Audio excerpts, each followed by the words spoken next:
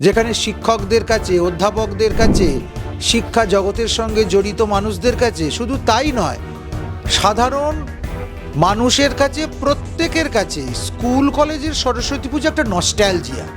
School কলেজের সরস্বতী পুজো একটা উল্লেখযোগ্য বিষয়। সংখ্যাগুরুরও সংখ্যাগুরু হয়ে যাবে, তখন তার পরিণতি কী হবে? আমাদের এই দেশ ছেড়ে পালিয়ে যেতে হবে, নয়তো ইজ্জত হারাতে হবে, নয়তো ধর্ম হারাতে হবে, নয়তো সম্পত্তি হারাতে হবে, নয়তো প্রাণ হারাতে হবে। এছাড়া আর কিছুই হবে না। বাংলাদেশে তো হিন্দুরা সংখ্যালঘু, সেখানে হিন্দুদের ওপর অত্যাচার হচ্ছে, সেটা অন্যায় হলেও সেটা খানিকটা যেন মেনে নেওয়া যায় যে সংখ্যালঘুদের ওপর সংখ্যাগুরুরা অত্যাচার করছে। কিন্তু আমাদের এই রাজ্যে এটা হচ্ছে কেন? আমাদের দেশের সংবাদ মাধ্যম এখনো পর্যন্ত হৃদয়হীন হয়ে যায়নি, নীতিহীন হয়ে যায়নি।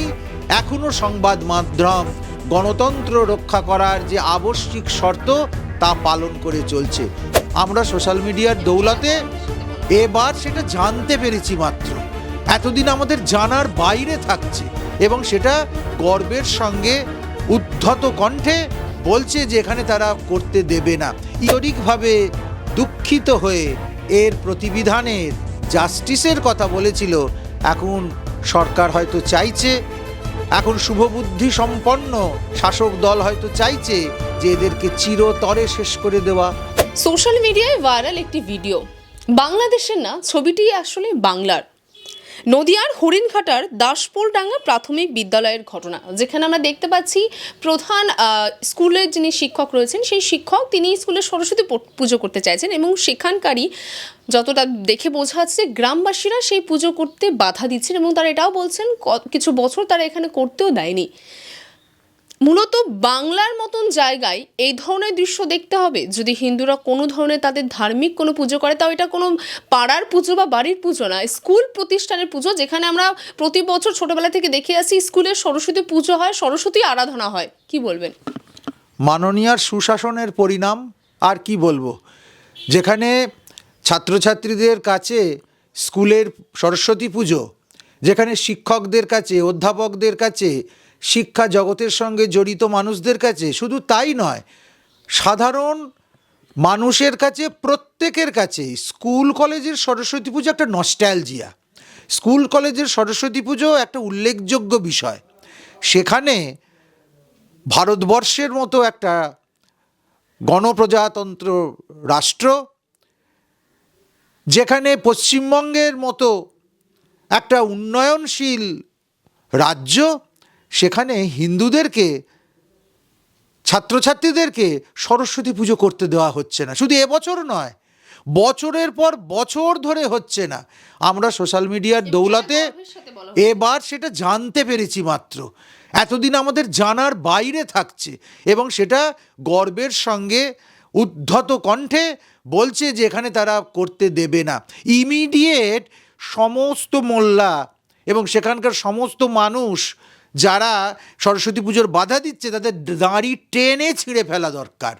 এত উদ্ধত্ত যে ছাত্রছাত্রীরা সরস্বতী পুজো করবে, স্কুলে বিদ্যালয়ে বিদ্যার অধিষ্ঠাত্রী দেবীর পুজো হবে না, এমন নিদান যারা দিতে পারে, তারা তো কালকে আমার বাড়িতে কি রান্না হবে, কি হবে না, এবং তার পরের দিন প্রতি হোটেলে গরুর মাংস রাখতেই হবে, বিক্রি করতেই হবে গরুর মাংসের পদ, এটাও তো তারা ফতোয়া করে দেবে, যেটা আমরা আমাদের পার্শ্ববর্তী দেশে দেখতে পাচ্ছি। বাংলাদেশের থেকেও করুণ প্রতিচ্ছবি। বাংলাদেশে তো হিন্দুরা সংখ্যালঘু, সেখানে হিন্দুদের ওপর অত্যাচার হচ্ছে, সেটা অন্যায় হলেও সেটা খানিকটা যেন মেনে নেওয়া যায় যে সংখ্যালঘুদের ওপর সংখ্যাগুরুরা অত্যাচার করছে। কিন্তু আমাদের এই রাজ্যে এটা হচ্ছে কেন? হবে কেন?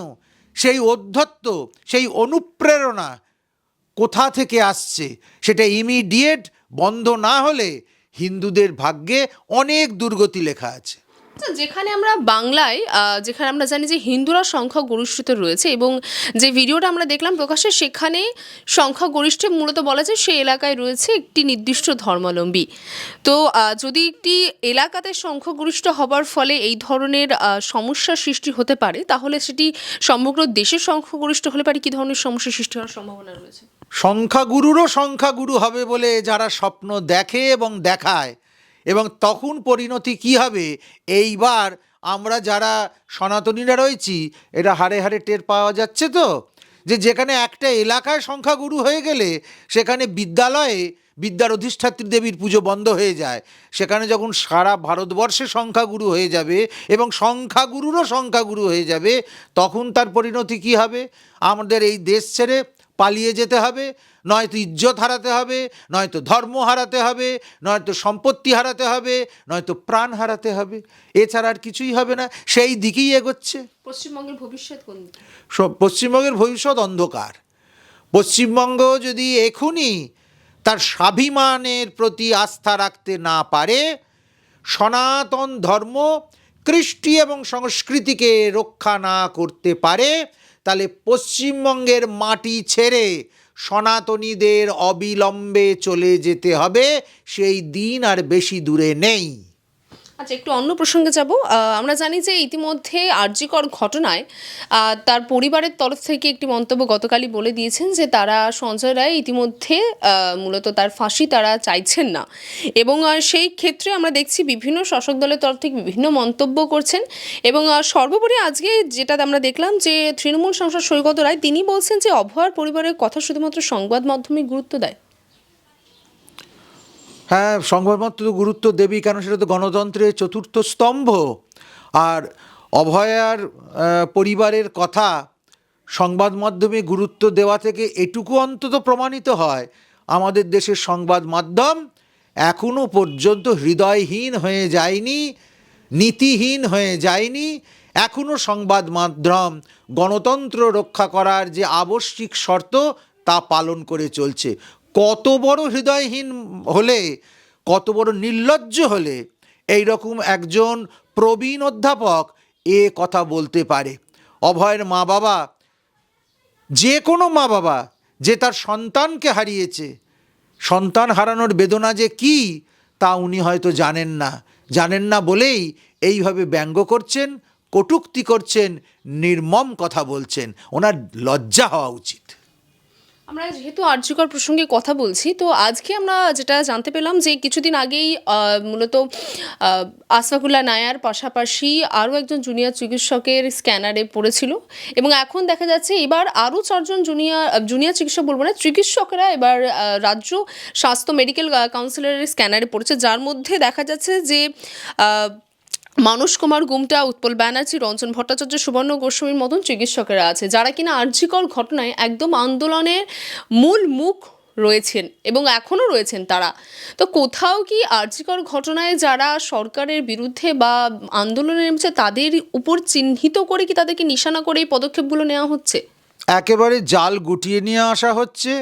যারা সরকারের বিরুদ্ধে গেছিল, যারা সত্যের পক্ষে ছিল, যারা ন্যায়ের কথা বলেছিল, যারা অভয়ার জন্য আন্তরিকভাবে দুঃখিত হয়ে এর প্রতিবিধানের জাস্টিসের কথা বলেছিল, এখন সরকার হয়তো চাইছে, এখন শুভবুদ্ধি সম্পন্ন শাসক দল হয়তো চাইছে যে এদেরকে চিরতরে শেষ করে দেওয়া বা এমন বেকায়দায় ফেলা যাতে এরা আর কোনো দিন কোনো অন্যায়ের বিরুদ্ধে মুখ খুলতে না পারে, মাথা তুলতে না পারে। কিন্তু পশ্চিমবঙ্গ ঠিক কোন নিয়মের দিকে এগোচ্ছে? আমরা দেখলাম বাংলাদেশে অভিনেত্রী পরিমণি তিনি দেশের বিরুদ্ধে কিছু ক্ষোভ পোস্ট করার পর থেকে, বলার পর থেকে তার বিরুদ্ধে মানে আইনগতভাবে ব্যবস্থা নেওয়া হয়েছিল। তো সেই একই ধরনের দৃশ্য আমরা বাংলায় দেখতে পাচ্ছি, যেখানে আরজিকর ঘটনায় যারা মূল আন্দোলনকারী ছিল এখন তাদের বিরুদ্ধে বেছে বেছে অ্যাকশন নেওয়া হচ্ছে। আবোল তাবোল শাসনে এই রকম উৎপটাং পরিস্থিতি তো সৃষ্টি হবেই। এখানে জোর যার মুলুক তার, যে কোনো প্রকারে ভাতা দিয়ে শ্রী গছিয়ে ভোটগুলোকে কিনে রাখা এবং যত দূর সম্ভব দুর্নীতি করে, অন্যায় করে, অপশাসন করে নিজের ক্ষমতাকে কায়েম রাখা, এছাড়া এখানে আর কিছুই হচ্ছে না। আচ্ছা, একটা শেষ প্রশ্ন করবো একটু অন্য প্রসঙ্গে। বাংলাদেশ নিয়ে একটা বিষয়, যে আমরা জানি যে এই মুহূর্তে আবারও ছাত্র আন্দোলনে ফুটছে বাংলাদেশ, তো নতুন করে ছাত্র বিক্ষোভ, কোথাও কি মনে হচ্ছে যে আন্দোলন ফের একবার বাংলাদেশের পট পরিবর্তনের দিকে যাচ্ছে? কারণ আমরা যত সময় অতিক্রম হচ্ছে, আমরা দেখছি যে ছাত্র বা একটা বিশেষ অংশ কিন্তু সম্পূর্ণভাবে ইউনূস সরকারের বিরুদ্ধে হয়ে দাঁড়াচ্ছে। প্রথমেই বলবো যে নতুন করে ছাত্র আন্দোলন যে হচ্ছে এ কথাটা বলা ঠিক নয়। আগের যে কোটা আন্দোলন আমরা দেখেছিলাম সেটা আদপেও ছাত্র আন্দোলন ছিল না।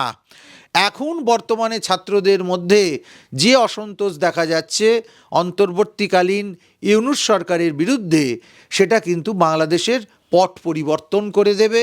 সেখানকার সাধারণ মানুষ একেবারে বীতশ্রদ্ধ হয়ে গেছে এই সুদখোর অন্তর্বর্তীকালীন স্বেচ্ছাচারী শাসকটির বিরুদ্ধে। ওনাকে শাসক বলে মানাই যায় না, কেননা কোনো রকম গণতান্ত্রিক পদ্ধতি না ফলো করে উনি জোর করে সময়ের সুযোগ নিয়ে ক্ষমতায় কায়েম হয়েছে। অতএব ওনাকে আমরা শাসক বলে মানতে, প্রশাসক বলে মানতে, প্রধান বলে মানতে নারাজ। বাংলাদেশ যেদিকে যাচ্ছে মনে হয় আমেরিকায় নতুন গভর্নমেন্ট আসবার পর তাতে কিন্তু বাংলাদেশের পট পরিবর্তন হবে এবং সেটা সনাতনীদের সপক্ষে, সংখ্যালঘুদের সপক্ষে, সর্বোপরি মানুষের সপক্ষে যাবে।